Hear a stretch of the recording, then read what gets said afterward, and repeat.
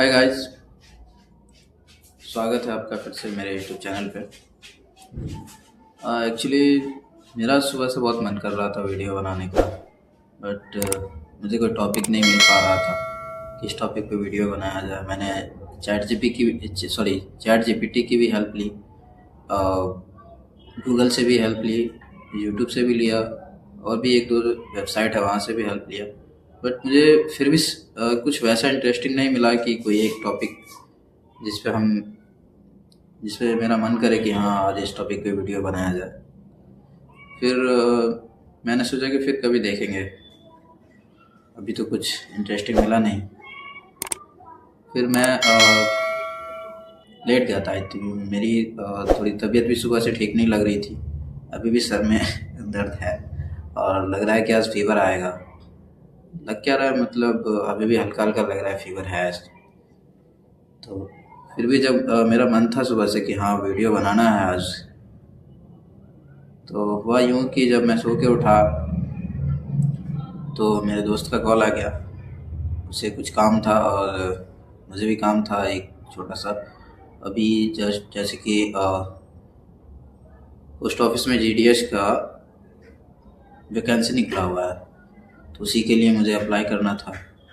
तो लैपटॉप जो है उसी के पास है और ऑलमोस्ट मेरा जितना भी फॉर्म वॉर्म का अप्लाई या ऑनलाइन वाला जो भी काम होता है वही करता है। तो मेरा भी काम था और उसको भी कुछ काम था यूनिवर्सिटी से रिलेटेड। तो उसका रूम जो है वो स्टेशन के पास है, लाइक मेरे घर से 5 किलोमीटर के दूरी पे है। तो वो उसका कॉल आया, उसके बोला कि ऐसे ऐसे है, आप जाना है वहाँ। तो मेरा तो ऐसे मूड बहुत ख़राब था क्योंकि सर में दर्द हो रहा था, अभी भी है। तो मैं टाल रहा था, इग्नोर कर रहा था। पर मेरा ये है कि मैं किसी को डायरेक्टली मना नहीं कर पाता हूँ।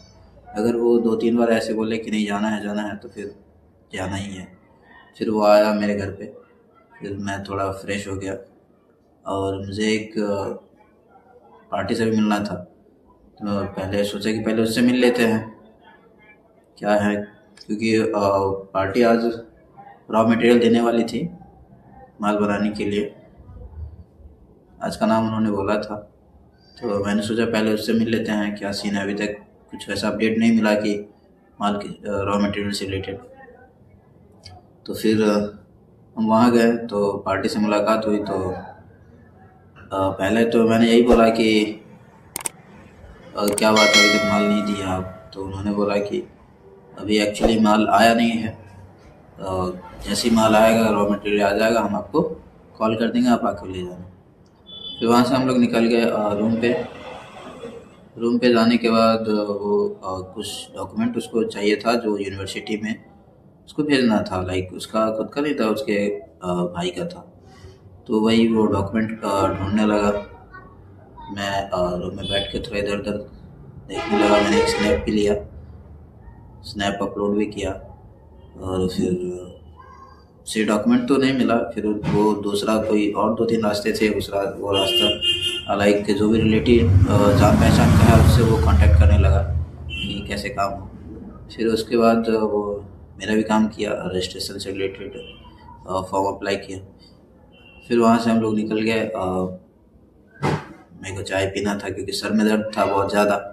तो हम सोचे कि पहले चाय पियेंगे तो हो सकता है सर का दर्द थोड़ा कम हो जाए, बट ऐसा कुछ नहीं हुआ। फिर वहाँ से चाय पिए, फिर फ्यूल भरवाना था बाइक में क्योंकि फ्यूल भी कम था बाइक में। फिर वहाँ से फ्यूल डलवाया, फिर वहाँ से हम घर आ गए। घर आए तो फिर मैं अभी जस्ट सोचा कि यार वीडियोज़ तो बनाना है। तो मैं आइडियाज़ के लिए थोड़ा मेरे पास 2-3 सारी बुक है, मैं वो सारी बुक पढ़ने लगा। हो सकता है वहाँ से कुछ मिल जाए बुक टॉपिक से के लिए आप लोगों को बताने के लिए। तो मैं जस्ट अभी पढ़ रहा था तो मैंने देखा कि कुछ जो राइटर है वो अपने उसके 2-3 लाइक बच्चे हैं। तो उसमें से जो एक बच्चा है वो डिसेबल है, लाइक वो सही से सुन नहीं पाता है, वो सही से बोल नहीं पाता है। तो वो राइटर जो है वो असल में वो हमें बता रहा था कि वो उस बच्चे को लेके कितना ज़्यादा चिंतित है वो, मतलब उससे उसके फ्यूचर को लेके, उसके प्रेजेंट को लेके, कि वो कैसे क्लास में कैसे वो समझ पाता होगा, क्लास में कैसे वो पढ़ पाता होगा, टीचर को कितनी परेशानियाँ होती होगी उसे पढ़ाने में क्लास में। वो बहुत सारी चीज़ें वो स्टोरी में बुक में बता रहा था। और फिर उस बच्चे की कहानी में बहुत सारी चीज़ें ऐसी बताई गई, हम आपको धीरे धीरे बताएंगे। जैसे कि वो जब 12th स्टैंडर्ड, सॉरी 5 स्टैंडर्ड में गया, तो उसे एक ऐसा, मतलब उसको कुछ ऐसा आइडिया आया कि कोई ऐसा मशीन बनाया जाए जिससे वो सामने वाला जो है नॉर्मल भी बोले तो इसे सुनाई दे और समझ में आए।